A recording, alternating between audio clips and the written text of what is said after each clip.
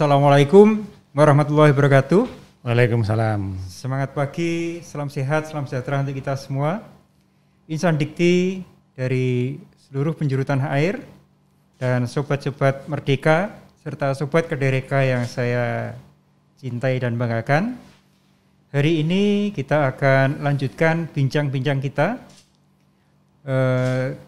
terutama terkait kali ini masih dalam seri inovasi, jadi terkait dengan sobat kita yang mengikuti program atau memanfaatkan program Kedereka Matching Fund.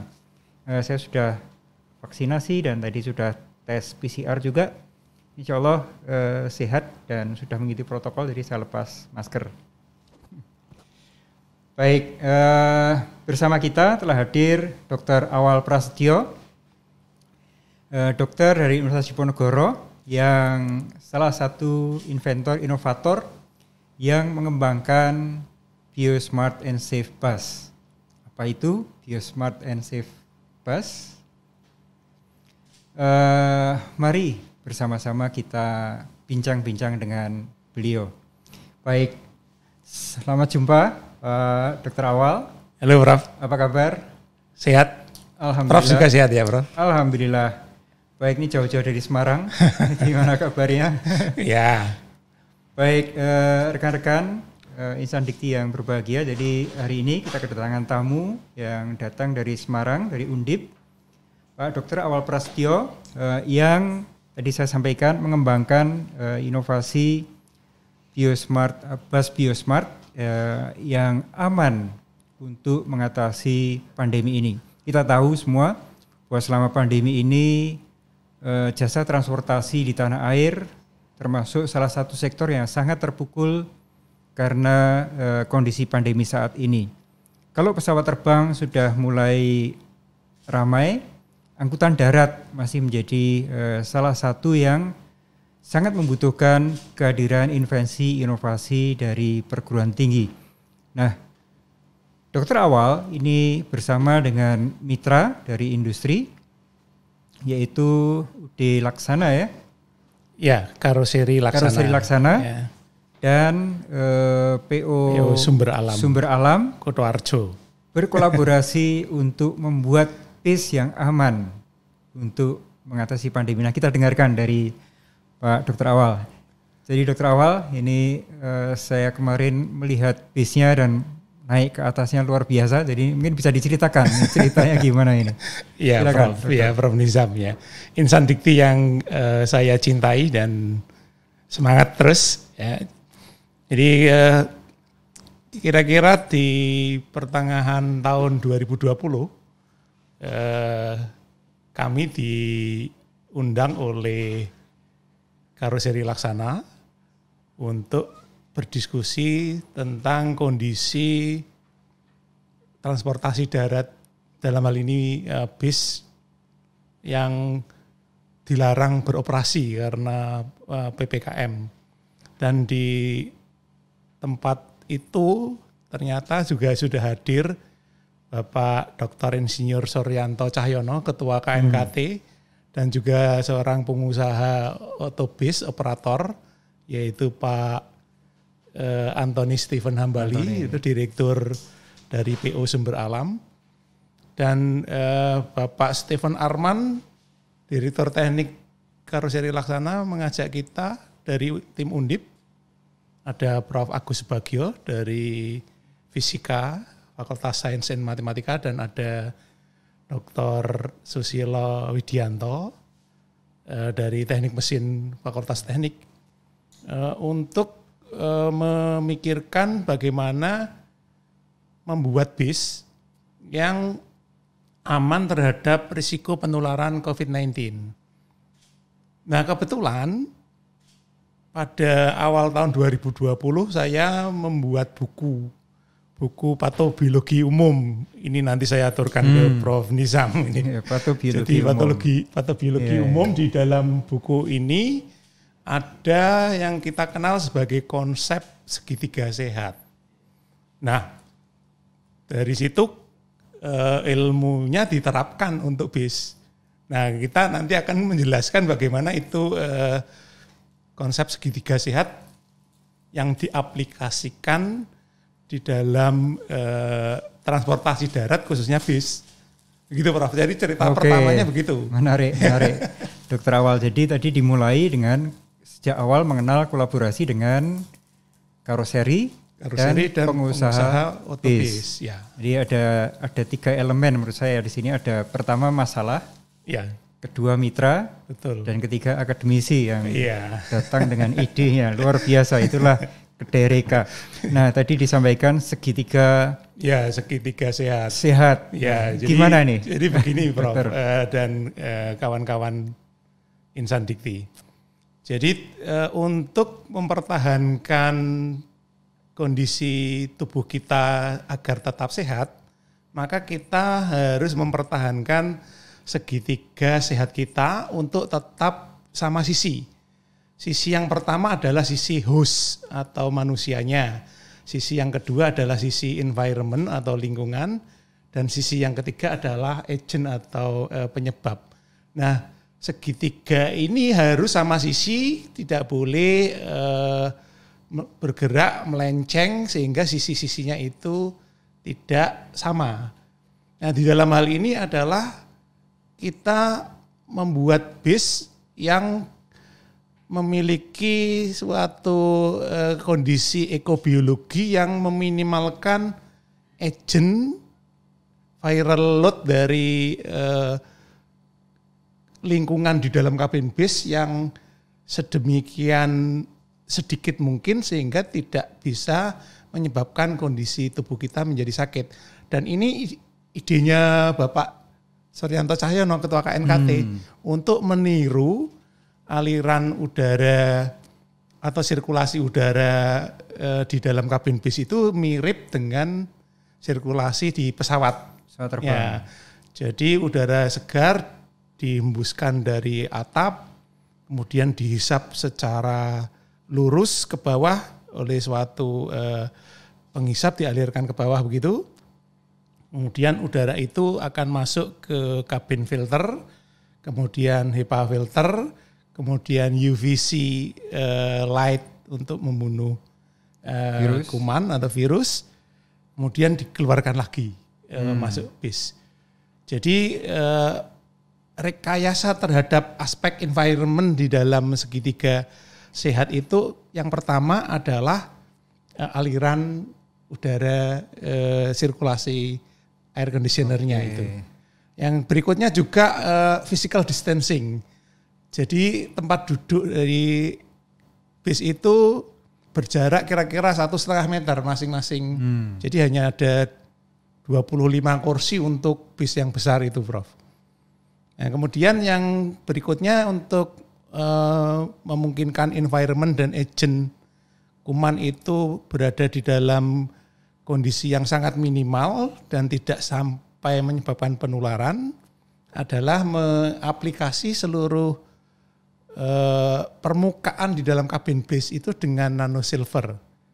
Nah, nanosilver ini produk dari Prof. Agus Subagio dari fisika FSM Undip, beliau ahli nanomaterial, dan nanosilver ini terbukti bisa membunuh bakteri atau mungkin juga virus ya, karena sudah dilakukan uji.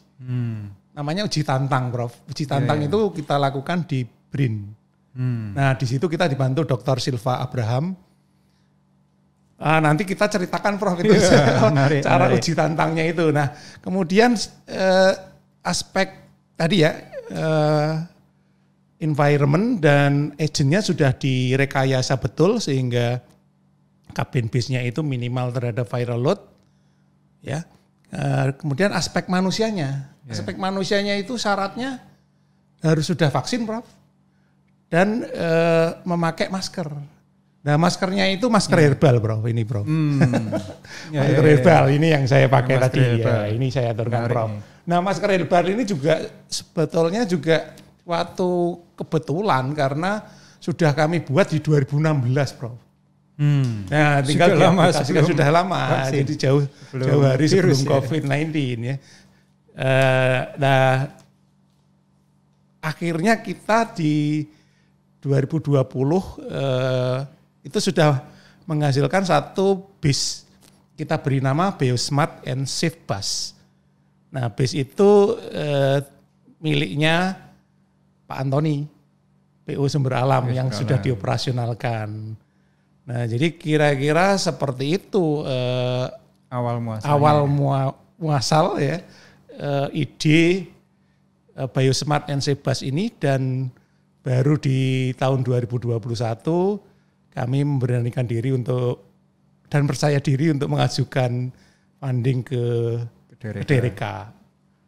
Nah begitu Prof, jadi panjang juga ceritanya. Baik, jadi kolaborasi memang harus dibangun secara solid ya, tadi sangat menarik, tidak hanya antara perusahaan bis, karoseri, tapi juga teman-teman dari lembaga riset dan teman-teman Undip sendiri juga kolaborasi antar fakultas, antar program studi ya dari kedokteran. Mungkin juga tidak mengira dokter kok ngurusi bis.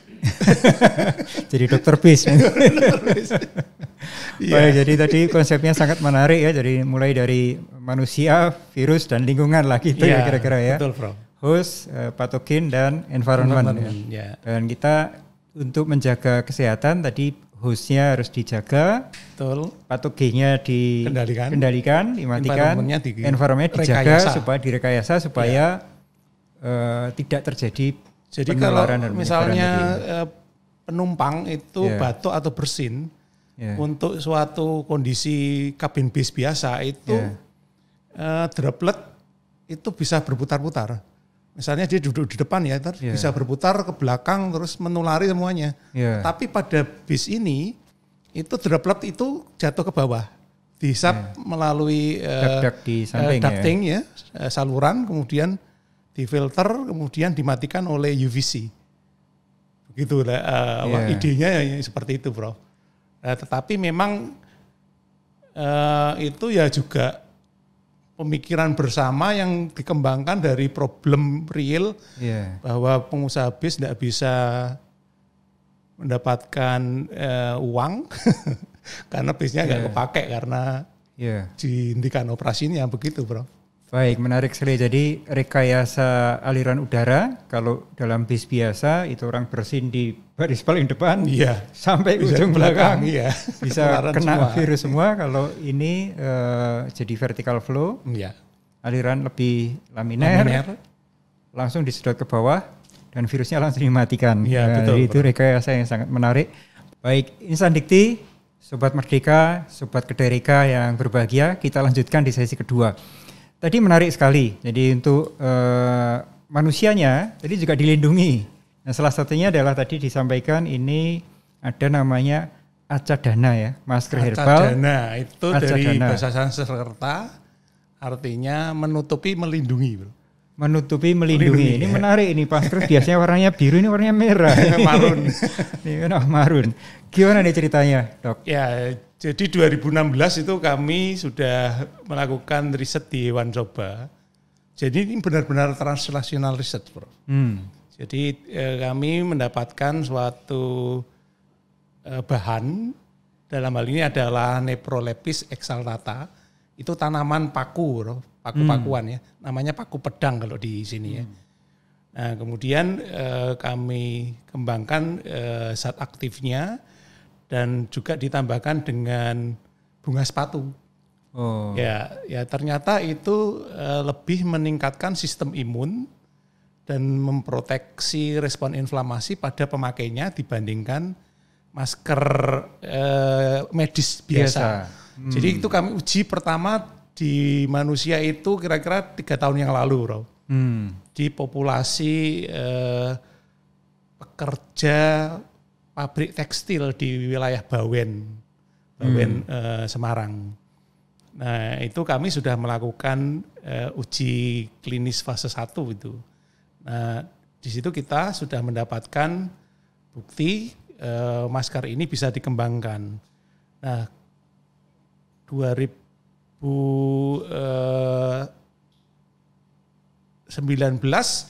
kami sudah mempunyai produk ini, Bro. Acadana ini. Ya, namanya sudah kita ajukan paten mereknya. Ya.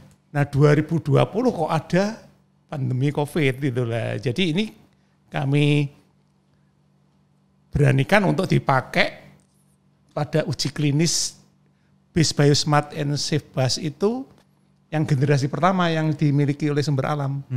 Dan kita juga mendapatkan hasil yang menarik. Jadi imunoglobulin itu suatu marker sistem imun yang ada di selaput lendir hidung dan tenggorok manusia antara yang sebelum dan setelah naik itu meningkat. Jadi kita masih menguji pada bis yang sama, dalam hal ini bis Biosmart and Safe Bus.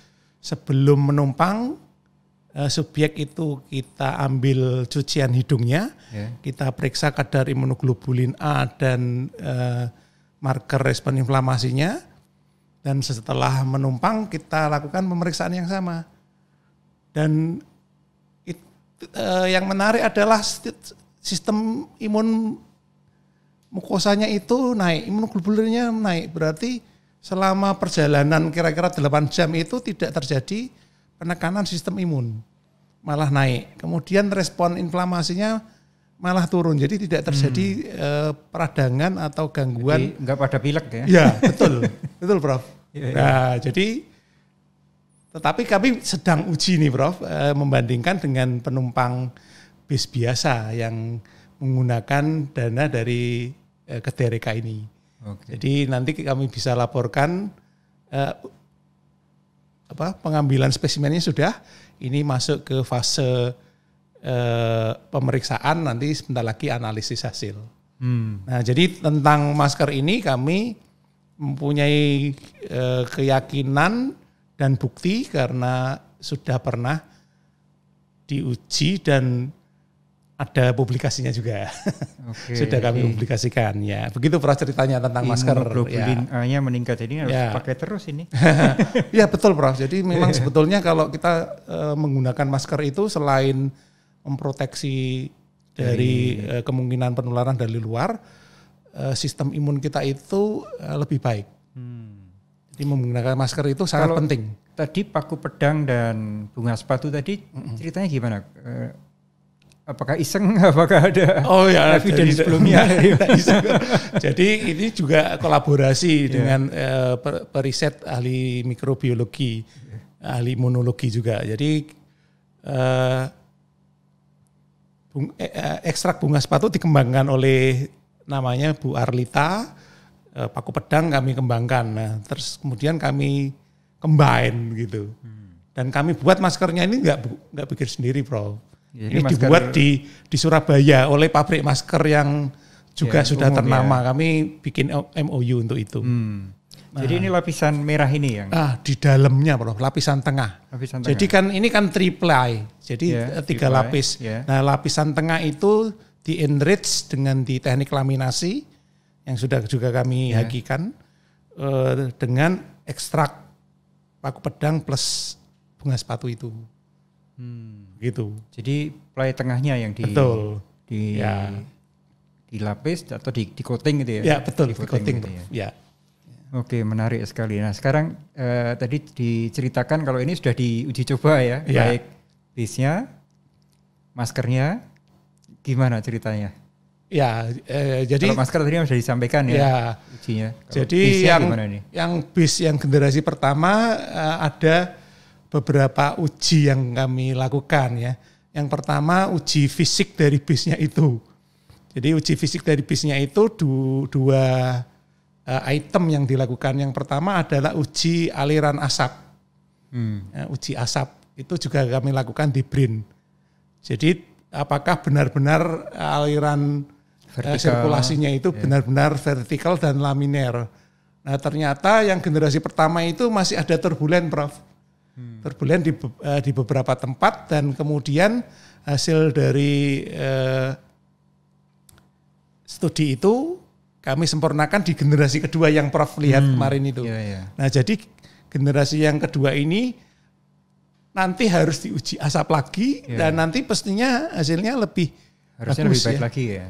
Dengan apa itu istilahnya computational CFD flow, fluid dynamic ya flow dynamic gitu ya. Jadi seperti itu ujinya. Yang kedua adalah uji tantang, Prof. Jadi seperti tadi yang kami sampaikan juga dilakukan di BRIN. Jadi ada kuman yang viral like, jadi mirip virus, yaitu dua yang dipakai yaitu Staphylococcus aureus dan Pseudomonas aeruginosa oleh Bu Silva Abraham dari BRIN difoggingkan dalam jumlah koloni tertentu. Kalau nggak salah 10⁻6 per milimeter kubik. Difoggingkan seluruh kabin itu, kemudian 30 menit dicek, kemudian tiap 1 jam dicek sampai 8 jam. Kemudian di 4 jam berikutnya masuki kuman lagi. Jadi kita mau lihat. Nah ternyata setelah disemprot dengan kuman tadi, dalam 30 menit itu dibandingkan, sebelumnya di swab ya Prof. Jadi setelah disemprot pada menit pertama, di swab di kultur Prof, ditanam. Jadi kumannya itu yang di swab itu permukaan ada kursi, kemudian handle pintu, kaca, lantai, itu semuanya ada ratusan atau mungkin ribuan, katanya sekitar 2000 petri. Ya itu. Kemudian dibandingkan. Jadi menit pertama, kemudian 30 menit, kemudian tiap jam dibandingkan. Turun signifikan, ada laporannya, Bro. Ya, jadi nanti setelah ini kami publikasikan.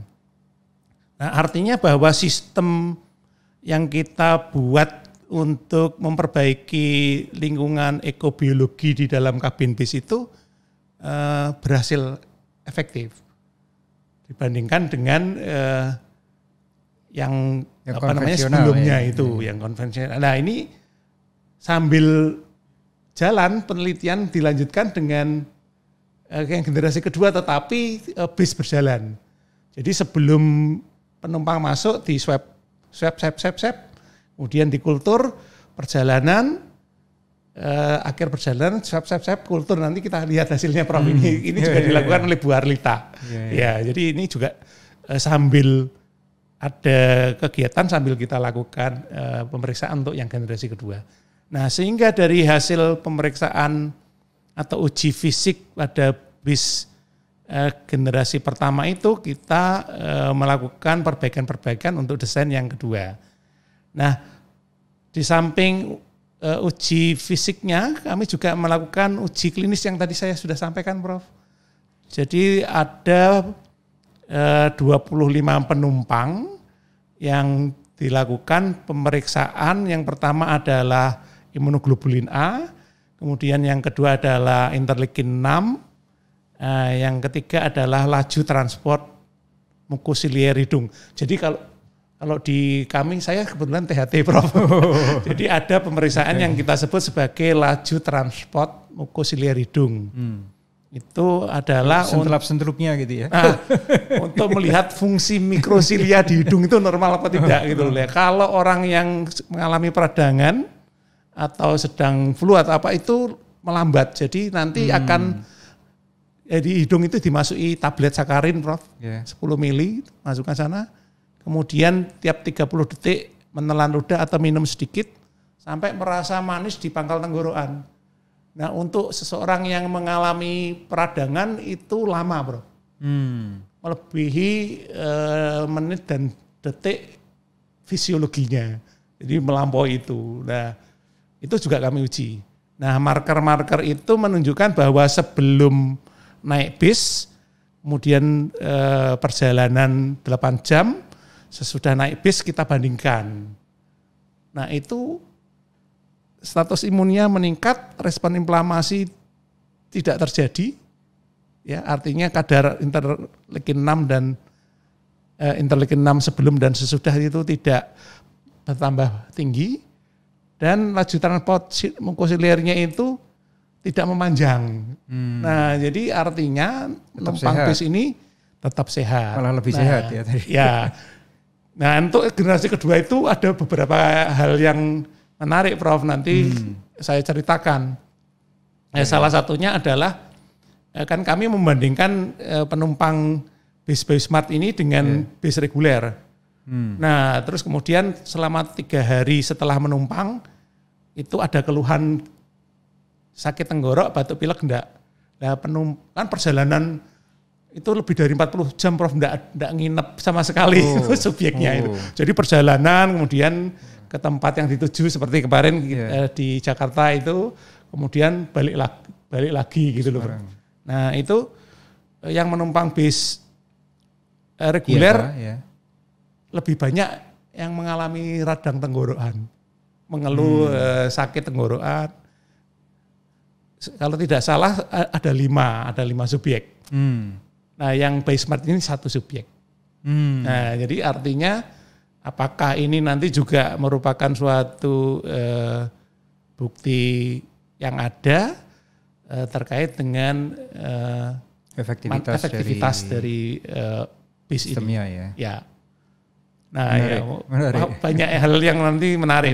Jadi menarik sekali ya, ini publikasi dapat, karya dapat, manfaat pasti didapat. Ini luar biasa. Baik, Dr. Awal dan rekan-rekan Insan Dikti sekalian. Jadi ini tadi kita mendengarkan tentang bagaimana kisah Biosmart and Safe Bus sampai ke pengujiannya yang hasilnya sangat menarik. Tadi kita lihat menarik sekali berbagai riset yang dikembangkan mulai tahun 2016 dengan masker Akadana, kemudian nano silver yang dikembangkan juga oleh teman-teman dari Pak Agus ya. Pak Agus. Kemudian juga penelitian untuk aliran udara yang dikembangkan oleh Pak Susilo dan kawan-kawan. Jadi ini kolaborasi yang sangat luar biasa. Tapi yang istimewa, semua buatan anak bangsa, semua produk anak bangsa. Jadi ini sungguh sangat-sangat membanggakan, bangga buatan Indonesia. Wah, kita bisa kalau mau. Jadi ini yang penting maunya. Nah, baik Dr. Awal, ini di sesi terakhir ini saya ingin mendengar dari Dr. Awal bagaimana saran atau pengalaman.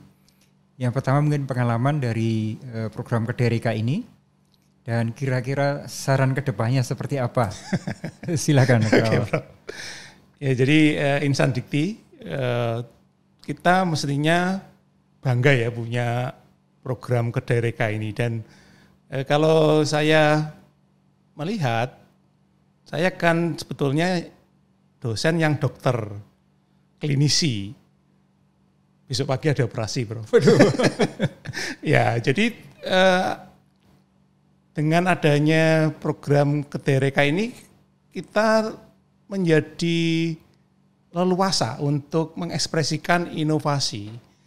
Dan sebetulnya inovasi yang besar itu atau sumber inovasi itu sebetulnya ada di para pelaku usaha. Dunia usaha dan dunia industri itu di situ banyak inovasi yang karena mereka itu kepepet atas kondisi yang ada, mereka itu sudah melakukan. Namun perlu komunikasi, perlu kolaborasi, perlu dasar pemikiran ilmiah atau saintifikasi untuk meyakinkan mereka bahwa mereka itu di track yang benar. Dan untuk itu Kedereka itu menjembatani kita untuk akrab dengan mereka, dengan dunia usaha, dunia industri. Ya. Dan tentu saja menjadikan kita itu tidak berada di awan-awan. Kita langsung terjun langsung, tahu persis permasalahan yang ada, dan bahkan bisa melibatkan banyak mahasiswa dari berbagai macam program studi untuk terlibat di dalam kegiatan ini. Jadi program Kedereka impact-nya bagi perguruan tinggi sangat luar biasa. Berhasil membumikan perguruan tinggi ke dunia usaha dan dunia industri. Jadi ini yang kata kunci yang paling penting. Jadi selama ini kan kelihatannya beberapa pengusaha itu seperti alergi kalau ketemu dengan akademisi itu terlalu banyak teori. Tapi dengan ini kita buktikan bahwa tidak itu. Dan satu lagi yang menarik adalah Prof. Jadi begitu ada masyarakat yang mendengar ada BIS ini, itu BIS itu dimanfaatkan bahkan oleh Kementerian Agama, dalam hal ini Direktorat Haji. Jadi BIS generasi pertama ini disewa dari PU Sumber Alam oleh satu tim yang mengevaluasi BIS haji. Disewa betul Prof, ini 3 hari katanya 16 juta Prof. Untuk perjalanan dari Jakarta ke Semarang bolak-balik dan di sana kami ajak berdiskusi tentang BIS ini dan mereka mereview, kemudian mereka katanya mau merekomendasikan untuk standar BIS haji gitu. Nah, enggak tahu nanti ada impact apa lagi dan dengan demikian menambah keyakinan para pengusaha untuk ada manfaatnya ini gitu. Dan mereka juga yakin untuk menyertakan dirinya untuk mengikuti program ini. Jadi kalau bagi kami sih impact-nya luar biasa. Saya sendiri juga menjadi yakin bahwa ternyata dokter juga bisa berperan di dalam transportasi bis. Jadi tidak hanya melulu masalah klinik, tapi aspek pencegahan dan promosi kesehatan juga masuk Prof di situ. Aspek pencegahan dan promosi tentang kesehatan melalui ide ini. Preventif, promotif jalan ya. Baik, jadi oke itu Sobat Kederika, ini kita salah satu bukti bahwa kolaborasi sangat perlu. Dan kita saling belajar, inovasi tidak selalu berasal dari perguruan tinggi, tapi bisa juga dari mitra. Dan di situ justru inovasi itu jadi berkuadrat lah, bahkan berlipat-lipat kali. Tidak hanya inovasi yang coba-coba, tetapi didasarkan pada pendekatan saintifik sehingga didapatkan inovasi yang sound. Jadi secara ilmiah terbukti, evidence based, dan juga secara pengembangan ilmu pengetahuan dan teknologi ada nilai tambah yang luar biasa dihasilkannya. Nah, terima kasih terima kasih Prof Nizam. Terus berinovasi dan berkolaborasi, dan kolaborasi membumikan teknologi dan menjadikan perguruan tinggi kita sebagai mata air bagi masyarakat, bagi dunia usaha, dunia industri, dan bagi bangsa dan negara. Amin. Terima kasih Dr. Awal. Jadi sekali lagi Insan Dikti, Sobat Merdeka, Sobat Kederika sekalian, jangan lupa untuk segera bergabung dengan Kederika bagi yang belum bergabung. Bagi yang sudah bergabung, carilah mitra dengan invensi inovasi Anda sekalian dan juga dengan mendengarkan apa permasalahan yang dihadapi oleh mitra-mitra kita. Insya Allah kita akan lebih bisa menghadirkan solusi bagi berbagai permasalahan yang ada di masyarakat, yang ada di dunia usaha, dunia industri. Jangan lupa selalu ikuti program-program kampusmerdeka.ri, baik Instagram maupun juga podcast dan media sosial lainnya. Terima kasih, selamat berkarya. Kampus Merdeka Indonesia Jaya. Terima kasih. Wassalamualaikum warahmatullahi wabarakatuh. Waalaikumsalam warahmatullahi wabarakatuh.